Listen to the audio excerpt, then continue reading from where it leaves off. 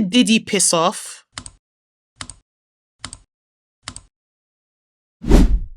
Hey Hans, welcome back to my channel. I am dami.zain, the professional yapper.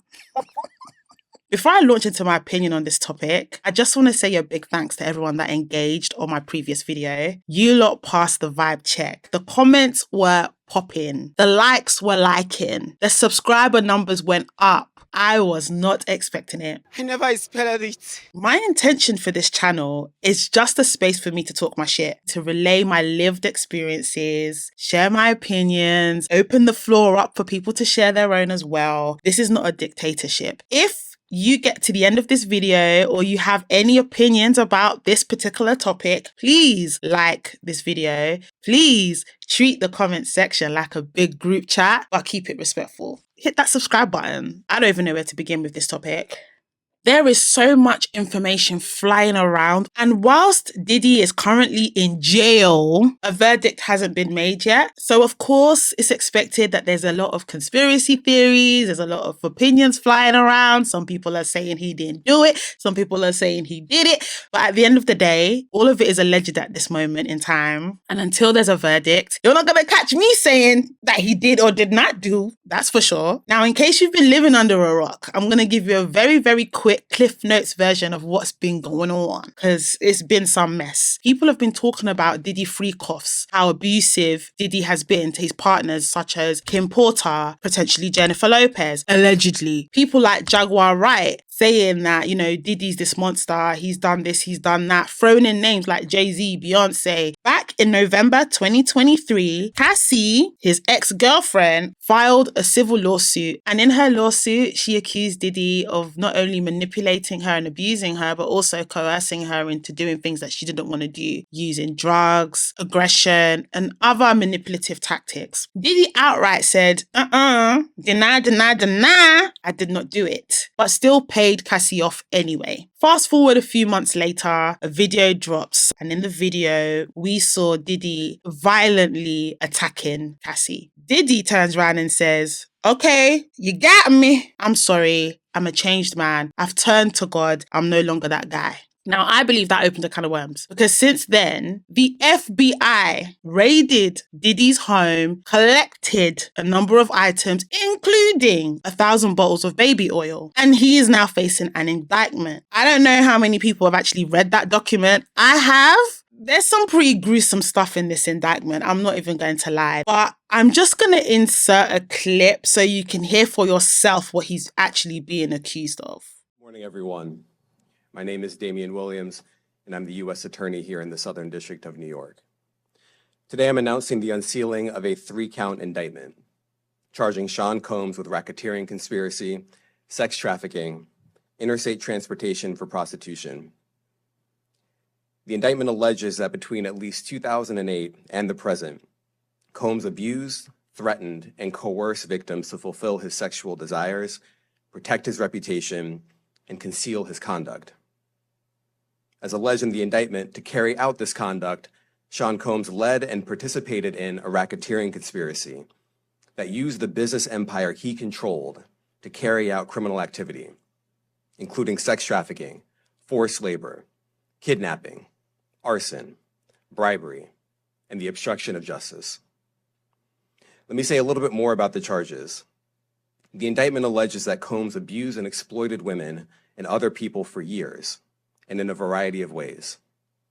As alleged, Combs used force, threats of force, and coercion to cause victims to engage in extended sexual performances with male commercial sex workers, some of whom he transported or caused to be transported over state lines.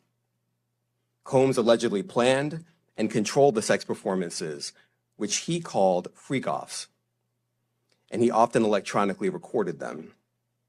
The freak-offs sometimes lasted days at a time, involved multiple commercial sex workers, and often involved a variety of narcotics such as ketamine, ecstasy, and GHB, which Combs distributed to the victims to keep them obedient and compliant. As alleged, when Combs didn't get his way, he was violent, and he subjected victims to physical, emotional, and verbal abuse so that they would participate in the freak-offs, and that Combs hit, kicked, threw objects at and dragged victims, at times by their hair. On one occasion in March of 2016, that conduct was captured on video and later reported in the media. Specifically, Combs kicked, dragged, and threw a vase at a victim in a Los Angeles hotel when the victim was attempting to flee. As alleged, these assaults often resulted in injuries to the victims, which took days or weeks to heal. In addition to the violence, the indictment alleges that Combs threatened and coerced victims to get them to participate in the freak-offs. He used the embarrassing and sensitive recordings he made of the freak-offs as collateral against the victims. And the indictment alleges that he maintained control over the victims in several ways, including by giving them drugs, by giving and threatening to take away financial support or housing, by promising them career opportunities, by monitoring their whereabouts, and even by dictating their physical appearance. Because of all of this, the indictment alleges that the victims did not believe they could refuse Combs without risking their security or facing more abuse. The indictment also alleges other acts of violence undertaken by Combs and others, including violence against witnesses to his abuse, kidnapping, and arson.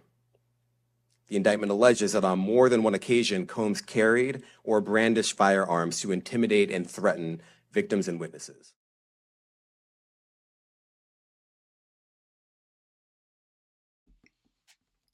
I don't even want to get into whether I believe Diddy did it or not. But what I really wanted to talk about was our reaction to what's going on with Diddy. And when I say our reaction, I'm talking about the consumers, the people that listen to his music, his fans, the Black community. How have we reacted to this? I've noticed that there's been this obsession around Diddy's sexuality. A lot of jokes around whether he is gay, which rappers did he sleep with, the baby oil, what the baby oil was used for. And what's concerning to me is that's not even the worst of it. His sexuality is not a crime. Him liking men and being on the DL is not the crime. Possessing 1,000 bottles of baby oil is not a crime. Having kinks isn't a crime. Having certain sexual preferences isn't a crime, because some of them sure is a crime, okay? But not all of them. The crime is the trafficking, is the kidnapping. It's the forcing people to do things against their will. It's recording them against their will, allegedly. His sexual orientation doesn't matter. And I've heard it all before. We're laughing at him. We're laughing at him. But it's not funny. At the end of the day, is it? It's serious. Cracking jokes about who he slept with and what ass he's cracked is giving homophobic vibes. Low-key. It's almost like we cannot compute the allegations against him. And so we take the most inconsequential part of the whole thing, blow that up and make that the focus of the conversation, when the focus of the conversation should be the use of power, money, status to conceal a lifestyle that is criminal. Allegedly. That's what we should be looking at. Another narrative that I've seen is, why are they trying to bring a Black man down? Listen, Epstein is there, you know. Woody Allen is there, you know. Kevin Spacey is there, you know. Weinstein is there, you know. It's concerning to me that just because a Black man is talented, he's given certain graces. When Cassie did her lawsuit and people were trying to say, why does she wait this long? I don't believe her, because she was cool when she was with him. Now she's with a guy that's not making as much money. She's just trying to be relevant. There was all of this doubt about Cassie until Diddy paid. We saw the videos. You were caught in 4K. Because Diddy did Sub-Story, released a video saying, oh, I'm so sorry. I'm a changed man. I've turned my life to God. People were very quick to be like, okay, that's fine. People still saw Cassie and whoever it is that's out to get him as the aggressor. I think that's misogyny. During the R. Kelly trials, the amount of times his fans would be like, they're trying to take him down. I don't believe it. They blamed everyone but R. Kelly, the aggressor. Same thing happened with Chris Brown. Even though Chris Brown has had plenty of lawsuits, Rihanna's right there. But people will always explain it away. We're going to focus on the music. Since Cassie, there's been at least 4 women that have filed a civil lawsuit against Diddy. There's also 120 victims that have recently stepped up and filed a lawsuit against him. I think the youngest victim being around 9 years old. They've made similar allegations to Cassie. They've made similar allegations to what you'll find in the indictment. Why aren't we focused on that? There's people that have been through similar things, maybe not at the hands of Diddy, but at the hands of other people, and are in the public, are part of the community like we are, and are seeing all the jokes that are being made. What message does that give to them? Do you think that they would be willing to come out and say, I've been a victim of...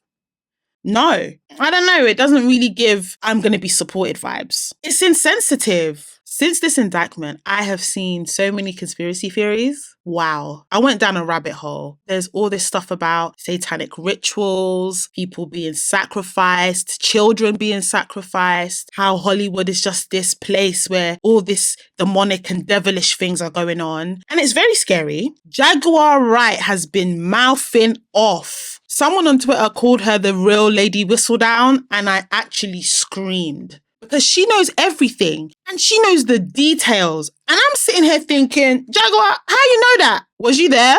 They say that she's bipolar schizophrenic, and so there's a chance that what she's saying could be a figment of her imagination. But for me, it's the fact that every time she tells these stories, it doesn't change. She is consistent. As much as people want to discredit her, there's been other people that have spoken about the same things and have told very similar, if not the same stories as Jaguar. So it makes you think, there must be an element of truth to this. People are obviously trying to connect the dots to make it make sense. And so it's very easy to get sucked in and to start seeing things that may or may not be there. Diddy and people like Diddy are here on the hierarchy. There's people up here. It's no coincidence that after the indictment, numerous CEOs in the music business resigned. One of his publicists resigned as well. I think there might be a reason behind that. I'm not trying to create my own conspiracy theory. I'm just saying Diddy knew a lot of people and he was rubbing shoulders with the elites. He was rubbing shoulders with politicians, big business owners. He wasn't a small fish. In the indictment, it talks about Diddy setting up businesses and running this whole operation under the guise of his businesses, allegedly. It talks about Diddy having videos of some of his guests in compromising positions and using that as leverage or as a manipulation tool to get them to be compliant, allegedly. When you look at this from a logical standpoint, Diddy's lifestyle wasn't a secret. For him to have been running this for as long as he had been, allegedly, there must have been people that knew about it. Diddy, allegedly, has been doing this for at least 15 years. But it's only now that it's coming to light. I do think that the elites protect each other. And it's because of this that I genuinely don't think that we're ever going to see that list. There would be two lists, essentially. There would be the people that were working with Diddy and the people that were manipulated and coerced. Allegedly. We have been waiting for R. Kelly to name names for how long? In fact, Epstein miraculously... and the list was no more. That list is going to be dangling over our head like a carrot for a very, very long time. But because of the names on that list, I don't think we'll ever get to see it. I think it's a lot more likely that a few more people will be exposed and are likely to go through the court system. But fundamentally, if a lot of these conspiracy theories are true, then it's likely that someone will just replace them. And these secret societies will just continue to run, but with new people in them. I would be very interested to see how this all plays out. I'm probably going to talk about this again when more information is uncovered. But for now, I really hope that as a community, we take more care when we're talking about this particular topic, because we do want him to take accountability for the crimes that he has done. So let's wait for the verdict.